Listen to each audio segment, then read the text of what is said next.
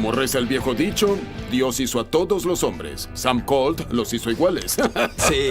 En lugar de tener una Colt de fábrica con cacha de marfil, tienes una Colt que alguien decidió embellecer e hicieron un trabajo muy malo.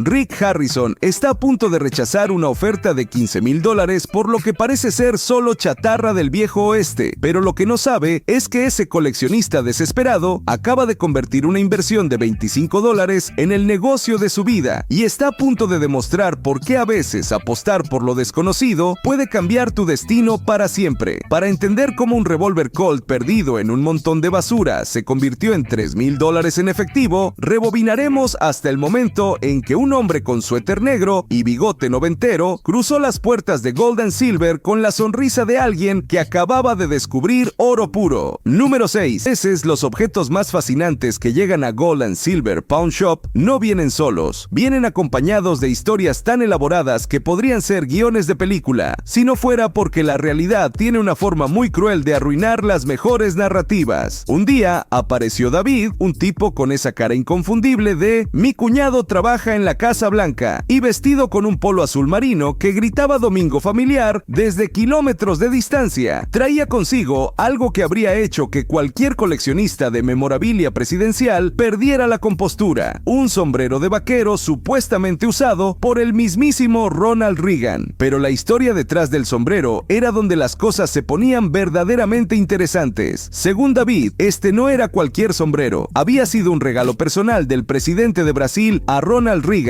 en 1982 durante una visita oficial, y él, por supuesto, lo había adquirido de la fuente más confiable posible, la hija del asistente del presidente o del amigo del primo del jardinero, algo así. Ya saben cómo son estas cadenas de custodia presidenciales. David no había llegado con las manos vacías, tenía todo un arsenal de evidencia: recorte de periódico, carta oficial y una fotografía de Reagan usando un sombrero similar. En el mundo de las casas de empeño, cuando alguien llega tan preparado, o es completamente legítimo, o está tratando demasiado fuerte de convencerte. Rick, con ese ojo para los detalles que lo ha salvado de más estafas de las que puede contar, notó algo que David esperaba que pasara desapercibido. La carta tenía fecha del 83, no del 82 como había afirmado la historia original. Ahí debería haber terminado todo, pero David, con su mejor poker face y la confianza de alguien que había ensayado esta explicación frente al espejo, declaró sin pestañear que había sido un error de tipeo, clásico, porque todos sabemos que los documentos presidenciales oficiales están llenos de errores de tipeo que cambian años completos. Rick se encontró en una posición incómoda, aunque una parte de él quería creer en la historia, porque, seamos honestos, sería increíble tener un sombrero presidencial auténtico. Sabía que no podía vender algo cuya documentación no cuadraba. En el mundo de los objetos de colección, especialmente los presidenciales, la procedencia es todo, y cuando la procedencia tiene agujeros, el valor se evapora más rápido que el agua en el desierto de Nevada. Así que Rick tuvo que hacer lo que menos quería hacer. Le dijo a David que no podía hacer nada con el sombrero. David se retiró educadamente, manteniendo esa dignidad que solo poseen las personas que genuinamente creen en sus propias historias. Aunque en su mirada quedaba perfectamente claro que todavía estaba convencido de que Ronald Reagan había usado ese sombrero para espantar comunistas en algún rancho de California. Rick lo despidió con una mezcla de nostalgia y realismo, rematando con una línea que capturó perfectamente el espíritu del momento. Lo que quería en realidad eran los jelly beans. ¿Sabías que los errores de tipeo en documentos presidenciales son como los unicornios? Todo mundo habla de ellos, pero nadie los ha visto realmente. La tienda apenas había tenido tiempo de recuperarse de esa desilusión presidencial cuando la realidad decidió contraatacar con algo completamente diferente. Alguien que había convertido su casa entera en un monumento a una obsesión que pocos entenderían. Número 5. Per Pound, donde un objeto llega y simplemente te habla. Te susurra al oído que perteneces juntos, que fueron hechos el uno para el otro, que el destino los ha unido en una transacción comercial que trasciende el simple intercambio de dinero por mercancía. Y luego están esos otros momentos donde Rick Harrison ve una silla y decide que ha encontrado su trono. Esta fue una de esas veces donde el corazón ganó sobre la cabeza. Y y nadie se quejó del resultado. Un día entró Kimmy, una vaquera ruda con gorra camuflada perfectamente ajustada, camiseta de caballos galopantes que había visto más millas que muchos autos, y ese tono de voz inconfundible de "yo amancé más toros que tú excusas". Venía cargada con 3 objetos que gritaban western desde el momento en que cruzaron la puerta. Traía una reja de hierro que supuestamente había sido usada en Yellowstone, una estación de boleado de zapatos que había visto mejores décadas, y algo que haría que Rick olvidara completamente los otros 2 objetos: una silla con cuernos de toro reales que había aparecido en 1883. Y ahí fue donde todo cambió. Rick vio esa silla y fue como si el universo hubiera conspirado para crear el mueble perfecto para él. La miró con esa intensidad que reserva para las piezas verdaderamente especiales. La tocó como si estuviera verificando que no era un espejismo del desierto de Nevada, y en su mente ya se estaba imaginando firmando cheques desde ella, dirigiendo su imperio de empeños con la autoridad que solo puede dar un trono hecho de cuernos auténticos. Kimmy, reconociendo a un comprador enamorado cuando lo veía, pidió $750 por el conjunto, una cantidad que, en el contexto de objetos de Hollywood, era prácticamente una ganga. Rick, sin pensarlo 2 veces, y eso debería haber sido una señal de alarma para cualquiera que lo conociera, le dijo algo que raramente escuchas en una casa de empeños: "Te los pago ya mismo. Esta silla", grita jefe ranchero. No hubo regateo, no hubo consulta con expertos, no hubo la típica danza comercial que caracteriza las transacciones en Gold y Silver. Rick había encontrado su silla y esa silla había encontrado a Rick. Cory, observando a su padre acomodarse en su nuevo trono con cuernos, no pudo evitar burlarse un poco, pero incluso él tuvo que admitir algo que era innegable: su papá realmente lucía como un Big Hoss legítimo sentado en ese trono western. Era como si la silla hubiera sido diseñada específicamente para el trasero de Rick Harrison. Kimmy se fue de la tienda con una sonrisa que podía verse desde Las Vegas, llevándose su dinero y la seguridad absoluta de que esa silla había encontrado exactamente el trasero correcto. Había logrado algo que pocos vendedores consiguen: una venta donde tanto el comprador como el vendedor sabían que habían hecho el trato perfecto. ¿Has visto cuando alguien encuentra exactamente lo que necesita sin buscarlo? Rick vio esa silla y fue amor a primera vista, aunque costara $750. La felicidad de Rick con su nuevo trono apenas había comenzado a asentarse cuando la fortuna decidió sonreírle a otro vendedor. Pero esta vez no sería solo suerte, sería el resultado de una apuesta arriesgada que cambiaría completamente las reglas del juego. Número 4. Gold and Silver Pound, donde la fortuna favorece a los valientes, donde una apuesta de $25 se convierte en una historia que vale miles. Momentos donde Rick Harrison se encuentra frente a frente con un pedazo auténtico de la historia americana, y todo porque alguien tuvo el valor de apostar por lo desconocido. Esta fue una de esas veces donde el instinto de un comprador se encontró con la experiencia de un experto, y ambos salieron ganando. Un día apareció Tom con su suéter negro perfectamente planchado, su bigote noventero que gritaba "he visto cosas", y esa cara inconfundible de "vine a hacer plata para ir directo al casino". Llevaba consigo algo que había rescatado de lo que probablemente había sido la compra más arriesgada de su vida: un Colt 45 de los años 1890. Pero la historia detrás de cómo había conseguido esa pistola era lo que realmente convertía este encuentro en algo especial. Verán, Tom había comprado un lote completo de objetos por solo $25. $25. El tipo de apuesta que haces cuando tienes más fe que dinero, cuando crees que entre toda esa chatarra debe haber algo que valga la pena. Y resultó que no solo tenía razón, había encontrado oro puro en forma de acero y pólvora. Rick tomó el revólver e inmediatamente supo que tenía algo especial entre sus manos. Lo inspeccionó con esa meticulosidad que solo desarrollas después de años de ver tanto tesoros auténticos como falsificaciones elaboradas, y su veredicto fue contundente. Era un auténtico Single Action Army, el arma legendaria que ganó el viejo oeste, y no era cualquier Colt. Este revólver tenía cachas de nácar que brillaban con esa pátina que solo dan décadas de uso cuidadoso, desgaste natural por años de entrar y salir de pistoleras, y esa presencia innegable que solo tienen las piezas con alma de leyenda. Era el tipo de arma que habría llevado un sheriff en algún pueblo polvoriento de Texas, o un pistolero con reputación en las calles de Dodge City. Tom, reconociendo que tenía a Rick exactamente donde quería, pidió $5,000, una cifra ambiciosa para alguien que había invertido 25, pero perfectamente razonable para un Colt auténtico en esas condiciones. Rick, desplegando esas habilidades de negociación que lo han mantenido en el negocio durante décadas, le lanzó 2.800. No era un insulto, era una apertura seria para una negociación seria. Tras intercambiar esas miradas intensas que solo se ven en las mesas de póker de Las Vegas y las casas de empeño de calidad, finalmente cerraron en $3,000. Tom había multiplicado su inversión por 120. Rick había conseguido un pedazo auténtico de la historia americana, pero Rick no era el tipo de comprador que se conformaba con la palabra de un vendedor, sin importar cuán convincente fuera la historia. Más tarde trajo al experto Sean para que examinara el revólver, y el veredicto fue aún mejor de lo esperado. Todo estaba original y completamente funcional, tanto así que decidieron llevarlo a un campo de tiro para ver si el Colt aún tenía lo que se necesitaba para hacer justicia en el viejo oeste. Rick disparó 3 veces y acertó los 3 disparos, dejando perfectamente claro que ese Colt aún podía repartir justicia, aunque ahora fuera de colección y no de supervivencia. Tom se fue de Gold and Silver con una sonrisa que iluminaba todo Nevada, llevándose $3,000 y una historia que contaría por el resto de su vida. Su expresión lo decía todo: me gané la noche. ¿Sabías que las mejores inversiones a veces empiezan con $25 y mucha suerte? Tom básicamente jugó a la lotería con chatarra y se sacó un Colt auténtico. Y así continuaba la magia de Gold and Silver Pawn, donde cada día podía traer desde personajes pintorescos con pistolas doradas hasta apostadores audaces con tesoros auténticos. Porque al final del día, en el mundo de las casas de empeño, nunca sabes si la próxima persona que cruce esa puerta traerá una historia que valga la pena contar, o simplemente una historia que valga la pena escuchar mientras educadamente le dices que no. En este negocio, como en la vida, a veces lo más valioso no son los objetos que se compran y venden, sino las historias que los acompañan y las personas que se atreven a apostar por lo desconocido. ¿No es eso lo que hace que cada día en Gold y Silver sea completamente? Número 3, Silver Pawn, donde la línea entre la realidad y la fantasía se vuelve tan fina como el papel de una nota escrita por la abuela. Momentos donde Rick Harrison debe elegir entre su corazón de fanático y su cerebro de comerciante, y a veces esa decisión puede romper más que un simple trato. Esta fue una de esas veces que te recuerdan por qué la procedencia es sagrada en el mundo de los objetos de colección. Un día cualquiera, entró un señor de boina perfectamente colocada, suéter gris que había visto mejores décadas, y esa actitud inconfundible de "yo vi todas las de John Wayne y lloré en todas". Llevaba consigo algo que habría hecho que cualquier fanático del western clásico se desmayara en el acto: una silla de montar supuestamente usada por el duque en persona, pero no cualquier película. Esta silla había sido usada por John Wayne en True Grit, una de sus actuaciones más legendarias. Con la voz temblorosa de un fan leal que había guardado este secreto durante décadas, el señor aseguró que la silla había sido heredada por los abuelos de su esposa. Y aquí es donde la historia se pone interesante. Estos abuelos habían sido dueños del establo que alquilaba equipos a Hollywood durante la época dorada del western. Hasta ahí, todo sonaba perfecto. Como prueba de esta conexión histórica, el vendedor presentó su evidencia más sólida: una nota escrita a mano por la abuela en una hoja de cuaderno de estudiante. Una nota que básicamente decía: esta silla la usó John Wayne, con la misma autoridad que podría tener un recibo de supermercado. Rick, desplegando ese ceño escéptico que ha salvado a Gold and Silver de más estafas sentimentales de las que puede contar, le dijo al vendedor algo que necesitaba escuchar. Necesitaba más que eso: fotos del set, documentos de la productora, contratos firmados, recibos de alquiler, cualquier cosa que conectara esa silla con el mundo real de la producción cinematográfica. Pero el vendedor, con esa pasión que solo pueden tener los verdaderos creyentes, insistió con panza firme que su historia era cierta. La abuela no mentiría, la familia no inventaría algo así. John Wayne realmente había puesto su legendario trasero en esa silla. Rick no cedió, y tenía razón. En el mundo de los objetos de colección, especialmente los relacionados con íconos como John Wayne, la diferencia entre una reliquia auténtica y una historia bonita puede ser la diferencia entre miles de dólares y un recuerdo sin valor comercial. Y Rick había aprendido esa lección demasiadas veces como para ignorarla ahora. El vendedor se fue cabizbajo, pero sin perder la fe. En su mirada quedaba perfectamente claro que todavía estaba convencido de que el trasero de John Wayne se había sentado en esa silla para crear uno de los momentos más memorables del cine western. Rick se quedó con las ganas de tener un pedazo del viejo oeste auténtico, y con la duda persistente de si debería haber traído una lupa para examinar esa nota de la abuela más de cerca. ¿No es increíble cómo siempre hay un "mi abuela conocía a" en estas historias? La documentación familiar es el kriptonita de los tasadores, pero no toda la fe resultaba infundada en Gold y Silver. A veces llegaban vendedores que, contra todo pronóstico, habían encontrado exactamente lo que necesitaban para conquistar no solo una venta, sino el corazón sentimental de Rick Harrison. Número 2. En que el silencio invade Gold and Silver Pawn. Instantes donde incluso Rick Harrison, el hombre que lo ha visto todo, se queda sin palabras. Y luego están esos otros momentos donde Rick sale de la tienda y se encuentra con algo que desafía toda lógica comercial conocida. Esta fue una de esas veces. Rick y Cory llegaron a una casa donde los recibió un sujeto de mirada seria, camisa negra de botones y esa actitud inconfundible de "esto valía más cuando lo compré", pero no era su expresión lo que llamaba la atención, era lo que tenía detrás de él. Verán, este hombre había convertido su hogar en algo que bien podría llamarse el Disneyland de los cowboys jubilados, una colección tan vasta de juguetes del viejo oeste que probablemente ningún niño de los años 50 había logrado reunir ni en sus sueños más ambiciosos. Tenía absolutamente todo: cómics amarillentos que contaban aventuras de vaqueros que nunca existieron, pistolas de juguete que habían disparado más tapones de corcho que muchas armas reales, loncheras con sus termos intactos que guardaban el aroma de décadas de almuerzos escolares y hasta un set completo de Bat Masterson que nunca había sido disparado. Era como un museo, pero sin visitantes. Ahí debería haber estado la primera pista. El propietario, con esa melancolía que solo pueden tener los coleccionistas que han visto el mundo cambiar alrededor de sus tesoros, les contó que había pagado unos $350 por una sola pistola hace 30 años y ahora quería $15,000 por absolutamente todo. Rick, reconociendo que estaba frente a algo que superaba su conocimiento, hizo lo correcto. Llamó al experto Johnny y cuando Johnny llegó y vio la colección, su reacción fue reveladora. Johnny literalmente alucinó con el tamaño de la colección. Había piezas que no había visto en años, juguetes que creía extintos y ejemplares en condiciones que desafiaban las leyes del tiempo. Su estimación fue optimista. Vendiendo todo por partes, podrían sacar entre $18,000 y $20,000. Pero ahí estaba el problema. Vendiendo todo por partes significaba exactamente eso: desarmar una colección de toda una vida, catalogar cada pieza, encontrar compradores específicos para cada artículo y dedicar meses, posiblemente años, a un proceso que requería más paciencia que la que Rick tenía disponible. Así que Rick le ofreció $7,000, una oferta que, seamos honestos, era más una propuesta de rescate que una evaluación justa. El vendedor, con esa cara inconfundible de "no me vas a ver la cara, Rick", pidió $10,500. No era grit, era dignidad. 30 años de coleccionismo merecían algo más que una liquidación de garage. Tras un regateo que habría hecho orgulloso a cualquier pistolero del viejo oeste, finalmente acordaron en $9,500. El vendedor se despidió con esa resignación que solo conocen los coleccionistas que han llegado al final del camino. Sabía que probablemente valía el triple, pero también sabía algo más importante: que no pensaba embalar ni una sola lonchera más. ¿Te has fijado que los mejores coleccionistas siempre llegan al punto donde solo quieren recuperar su sala? 30 años juntando cosas para después venderlas todas de un jalón. Los coleccionistas, sin embargo, no eran los únicos que llegaban a Gold and Silver con historias emotivas y objetos cargados de nostalgia. A veces aparecían vendedores con piezas que tocaban directamente el corazón de la cultura americana, aunque la documentación fuera, digamos, familiar. Número 1. Este episodio nos regaló uno de los personajes más memorables que jamás hayan cruzado las puertas de Gold and Silver Pawn Shop, y no precisamente por las razones que esperarías. Un día cualquiera, apareció un sujeto de cabello blanco esponjado, sonrisa pícara y actitud de galán retirado que gritaba "yo sé cosas" desde su camisa polo azul. Llevaba consigo una pistola Remington del siglo XIX que brillaba tanto que probablemente podías verla desde el espacio, completamente bañada en oro y plata como si fuera el arma favorita de un narcotraficante de telenovela. Pero la historia detrás del arma era aún más interesante que su apariencia llamativa. Verán, según nuestro galán de pelo esponjado, esta pistola había sido parte de un acuerdo amistoso con una dama recién divorciada, y cuando Rick, con esa curiosidad que lo caracteriza, le preguntó si era su novia, el tipo respondió con una sonrisa que podría derretir mantequilla: "Tengo varias amigas". Ahí debería haber sonado la primera alarma. Rick, quien quien aparentemente heredó más instinto para los negocios que su padre, inmediatamente sospechó del brillo exagerado del arma. Algo sobre esa Remington no se sentía auténtico, así que hizo lo que debería haber hecho desde el principio: llamar a un experto antes de que las cosas se pusieran interesantes. El especialista llegó y confirmó que efectivamente era una Remington modelo 1893 auténtica, fabricada entre 1893 y 94. Hasta ahí, todo bien,